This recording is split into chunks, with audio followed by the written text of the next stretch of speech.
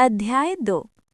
नारद जी बोले, हे राजन, वैशाख के समान कोई महीना नहीं है, सतयुग के समान दूसरा युग नहीं है, वेद के समान शास्त्र नहीं, गंगा जी जैसा कोई तीर्थ नहीं है, जल दान के समान दूसरा दान नहीं और भार्या के समान दूसरा सुख नहीं, खेती जैसा कोई धन नहीं है और जीवन के समान कोई लाभ नहीं है, उपवास जैसा दूसरा तप नहीं, दान जैसा सुख और दया के समान दूसरा धर्म तथा नेत्रों के समान कोई ज्योति नहीं है।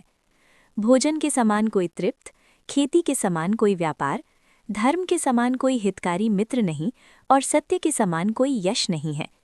आरोग्य समान कोई हर्ष, केशव के समान कोई रक्षक, माधव के तुल्य संसार में कोई पवित्र नहीं है।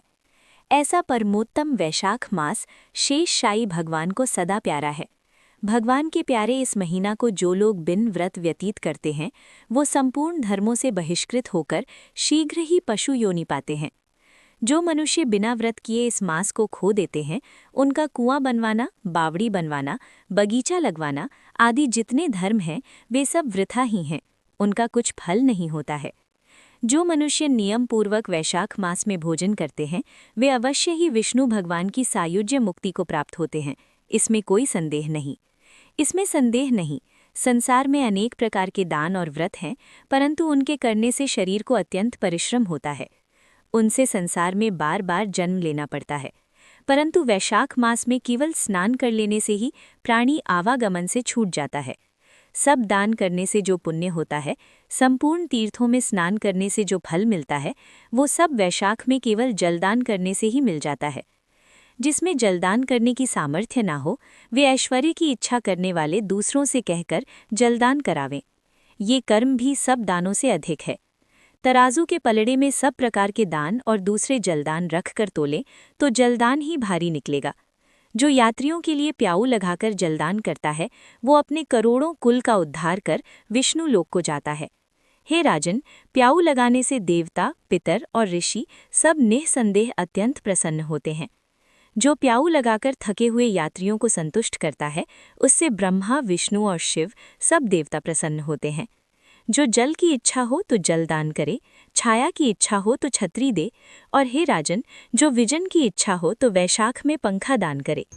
जितने दान बताए हैं, उनमें जल दान, छत्र दान और पंखा दान सब में उत्तम है। इन्हीं का दान वैशाख मास में अवश्य करना चाहिए।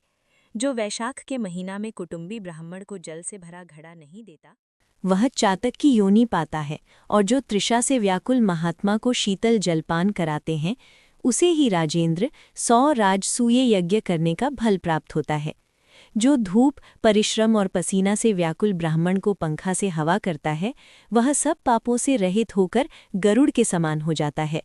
जो मनुष्य वैशाख में ब्राह्मण को पंखा नहीं देता, वह अनेक प्रकार के वात रोगों से पीड़ित हो नरक भोगता है। जो थके हुए ब्राह्मण को वस्त्र से हवा करता है, वह सब पापों से छूट विष्णु भगवान की सायुज्य अर्थात मुक्त पाता है। जो शुद्ध मन से ताड़ का पंखा दान करते हैं, वे सब पापों से छूट विष्णु लोक को जाते हैं। तुरंत श्रम दूर करने वाले पंखे का दान नहीं करने वाले अनेक प्रकार की नरक यातनाएं भोगकर संसार में पापी होते हैं। हे राजेंद्र, आध्यात्मिक दुख की शांति के निमित्त वैशाख मास में छत्री दान करना उचित है। जो मनुष्य विष्णु भगवान के प्यारे इस वैशाख मास में छत्री दान नहीं करते, उनको कहीं छाया नहीं मिलती और वे महाक्रूर पिशाच बन पृथ्वी पर घूमते हैं। वैशाख में जो खड़ाऊं दान करते हैं, वे यमदूतों का तिरस्कार कर विष्णु लोक को जाते हैं। जो वैशाख मास में जूता दान करते हैं, उन्हें नरक की यातना नहीं भोगनी पड़ती, न उसे संसार के दुख सताते हैं।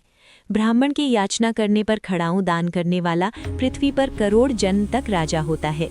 जो मार्ग में श्रम को दूर करने के लिए स्थान बनवाता है, उनका फल वर्णन करने में ब्रह्मा भी असमर्थ है। दोपहर को जो कोई अतिथि या ब्राह्मण मिले, उसको भोजन करने का फल ब्रह्मा जी भी वर्णन नहीं कर सकते हैं।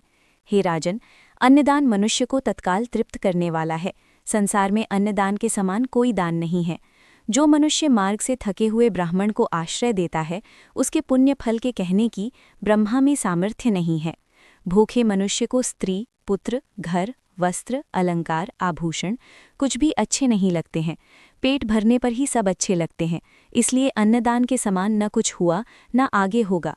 जो वैशाख में थके हुए ब्राह्मण को अन्न का दान नहीं देता, वो पिशाच बनकर पृथ्वी पर अपना ही मांस खाता फिरता है। इसलिए ब्राह्मण को यथाशिक्त अन्न देना उचित है। हे राजन, अन्नदाता माता पिता को भी भुला देता है, दानी ही को अपना सर्वस्व समझने लगता है। इससे त्रिलोकी में सब अन्न की ही प्रशंसा करते हैं। माता पिता तो केवल जन्म देते हैं, परंतु पंडित लोग संसार में अन्न के दानी को ही पिता कहते हैं। हे राजन, अन्नदाता में सब धर्मी निवास करते हैं।